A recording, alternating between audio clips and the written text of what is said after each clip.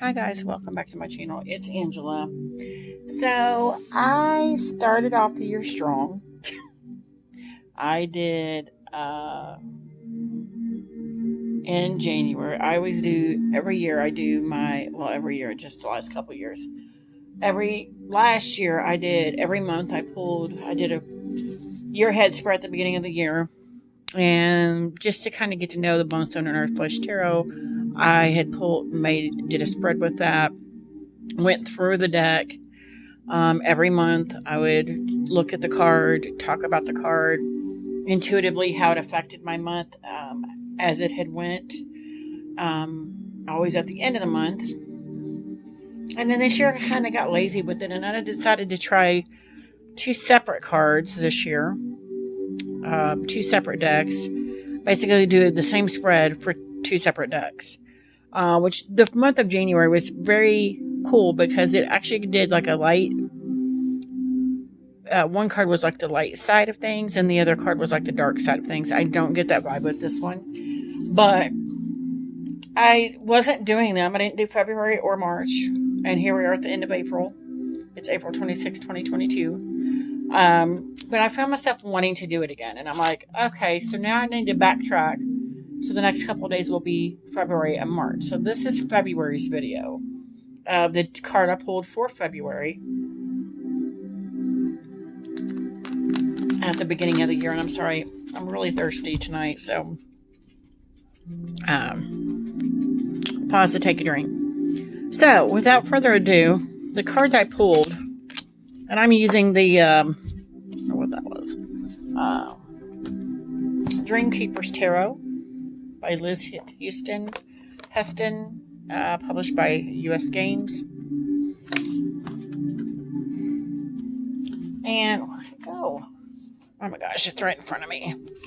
The Frank Pinter Tarot, which is published by Los Garabero. Artwork by Frank Pinter.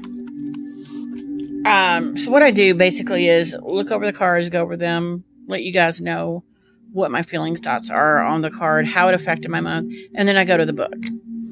So I actually didn't look at these cards. I pulled them everything at the beginning of the year, and then I just kind of, after January, kind of just did nothing with it.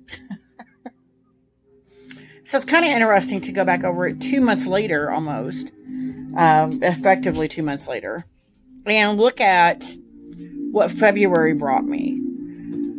So February has the King of Swords and the Knight of Swords. And right off the bat, I get this male energy or masculine energy. And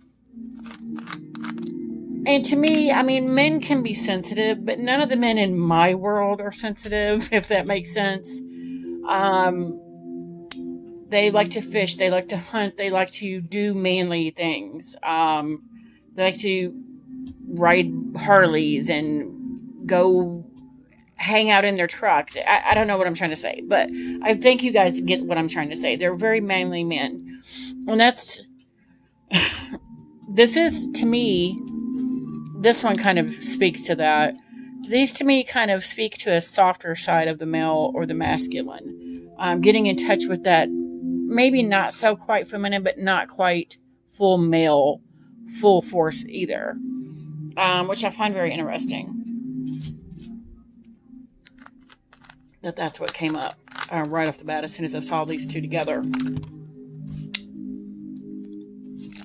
With the King of Swords, he literally has 3 hands. And I'm going to tell you what my February was like. So January 3rd kicked off a plethora of doctor's appointments. I've had a medical issue since about November of Thanksgiving of 2020 going on. It's still going on. No one can figure out what it is, what's going on, why it's what the cause is. And it's been very frustrating. This year I decided I'm not going to be lackadaisical about it. I'm going to literally force the doctors to take a look, take it seriously, and then do the Like, take it seriously and deal with it. Help me deal with it. Help me figure out what was going on. So there was like doctor's appointments, doctor's appointments, doctor's appointments. I did get an MRI on my spine, and my lower spine is twisted. So I had to go to physical therapy. So that was 2 to 3 times a week, every week, at the crack of dawn before I went to work, because I can't do it after work because it's closed.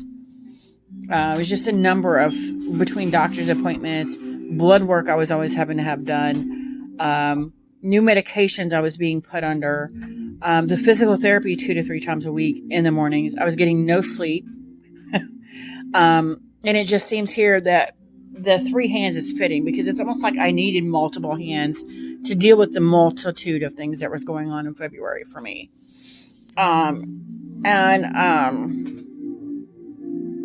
But I'm kind of getting this in a negative way, that I'm trying to do too much. And I actually just got that recently in a tarot spread I did, that it might have been last night too, that there's just so much going on, and I'm trying to rush to get everything done. I need to slow it down. I need to take a breath, take a break, and stop trying to use so many hands, because I only have 2. So I found that quite interesting. And then with this one, which is the Ferenc Pinter Tarot, it kind of speaks to that. There's this fire. It speaks to that again, where the wands are about fire, but they're tied to the element of fire. But again, it's almost like he's trying to rush to where, because he looks like, I'm just going to say, like a good old boy about to go fishing. He's got all his stuff with him. He's ready to go. And the horse is like, whoa, we're going way too fast. Way too fast. The face on that horse is just like, no, I'm not racing to get to the riverbank. And then there's cows, steers down here. And maybe he's trying to herd the cows. But I got this, again, this trying to rush things and force things to happen. And the horse is like, no, I'm not doing it. I'm not doing it. So to me, these kind of go hand in hand with this message of there's too many things happening, too many balls in the air. You don't have enough hands to juggle it all. So it's okay if something drops. It's okay if we don't get everything you're wanting to get done right now. Pick your battles. And that's what I got for February. My grandmother also passed away in February. And that actually was the kind of pinnacle, because it was in the middle of the month when she passed. And it was kind of the pinnacle of that tipping point of, okay, I have to slow it down. Where these cards actually come into play is in that moment, is when she passed, and I literally had to take a day to go to their funeral and be around family I haven't seen in forever. That's a whole other issue. But it forced me to slow down and forced me to realize, one day at a time, I'm not going to kill over if something doesn't get done right now. And so that's kind of the energy I was feeling for February. And I guess my grandma had been sick for a long time, and she was 90. She was 2 weeks shy of her 96th birthday. Her birthday was March 7th, so she died like 2 weeks before that. So it was almost the end of February when she passed. So it was kind of like the month of rushing. And then when that happened, when she passed, it was like, okay, see what happens when you rush. You need to slow down. Take the time to just be with your family and be present. And I wasn't being present. I was trying to do 2 steps ahead. Oh, I got to do this doctor's appointment this day. I got to do this day. I got to do therapy here. All the while working overtime every day. It was a lot.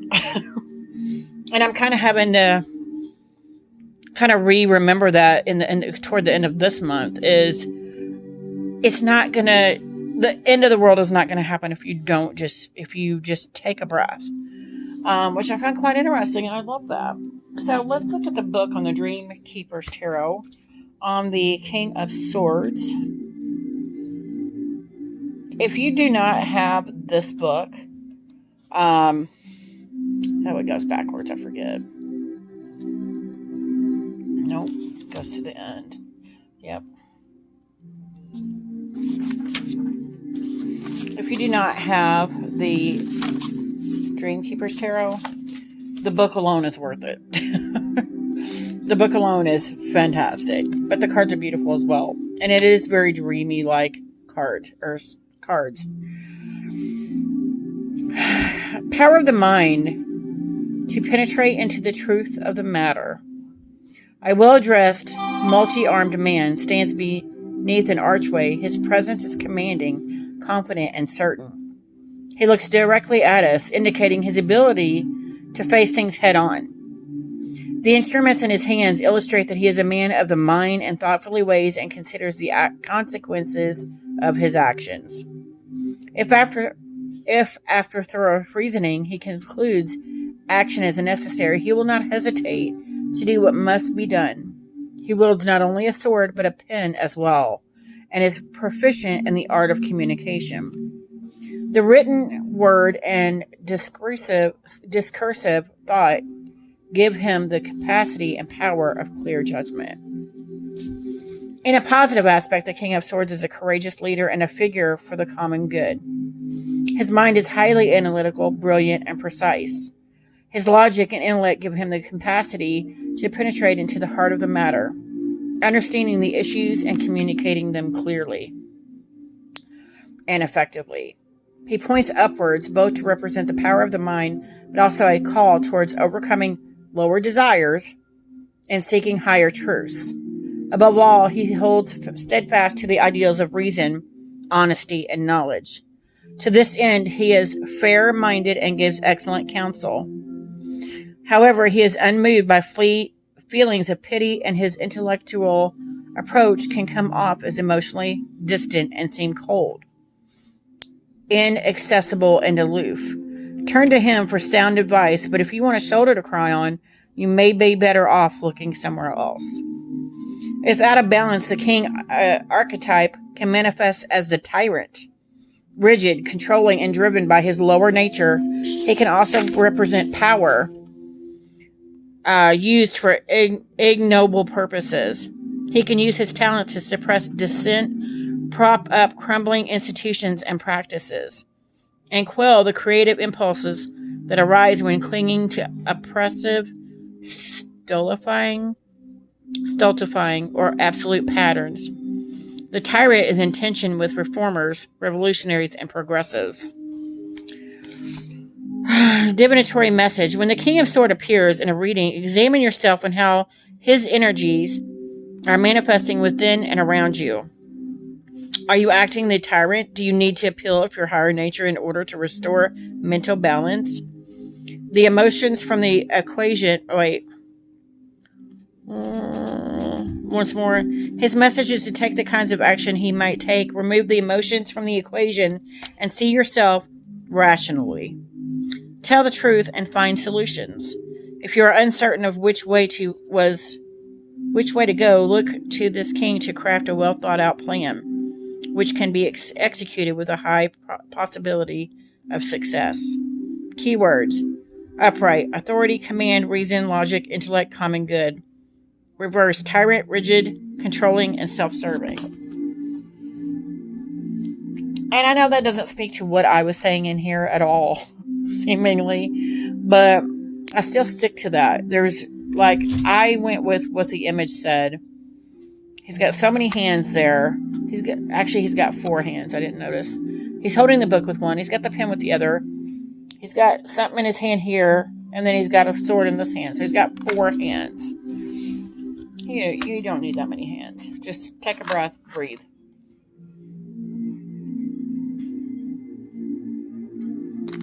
And if we really want to look at it from the king's perspective, he's very analytical, very unemotional. So when I was getting all up in arms in February about stressing over everything I had to do, everything I had to get done, the king was saying, calm down. Let's think this through. And I love that. It does bring on a sense of calm, knowing that this was the card of the month where he's the more analytical part when I needed to take emotion out of it, which is cool. So let's read the book on the Frank Pinter. I don't have the book out. Okay. Frank Pinter Tarot. It's just a little bitty book. Several languages because it's low scale barrel. Text by Charles Harrington, but it is the Frank Pinter Tarot, which is Frank Pinter's artwork. Knight of Wands. And it's just going to be a little blurb here. If I can find the wands. Okay. Knight. Description. A sportsman urges his steed onward as a flock of birds flies overhead. Can't read it. A herd of cows observes him from a distance. Essence. The Knight of Wands is keenly attuned to his instincts and can respond to them with a lightning speed. He leaps into the fray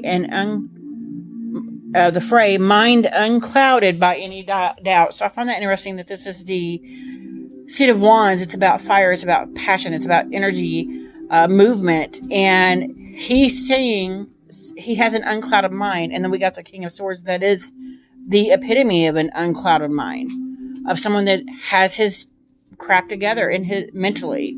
So I find that quite interesting. Now if I could just find where I left off. The Knight of Wands is keenly attuned to his instincts and okay. He leaps into his fray. Okay. Mind unclouded by any doubts. In a reading, this is a time of boldness and bravado. Your fires will be fueled by confidence, so believe with every fiber of your being in your strengths and talents. And I just heard that earlier today on Lavender Moon's channel. She said, if you are a writer, say you're a writer. State it, know it, mean it, feel it, think it. So I found that quite interesting that ties back to that.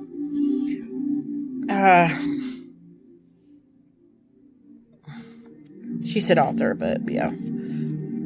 I keep losing my place. Your fires will be fueled by confidence, so believe with every fiber of your being in your strengths and talents. Adventure and excitement are in store for you. You will face the unknown and live by your wits. This is not a card for long-term plans or lasting unions. Rather, the knight is one who lives in the moment and then moves on to the next thing that attracts his attention. They can be quite appealing, but generally cannot be depended upon in the long term. Seize the day. Note the determination of horse and rider. So I see the determination of the rider.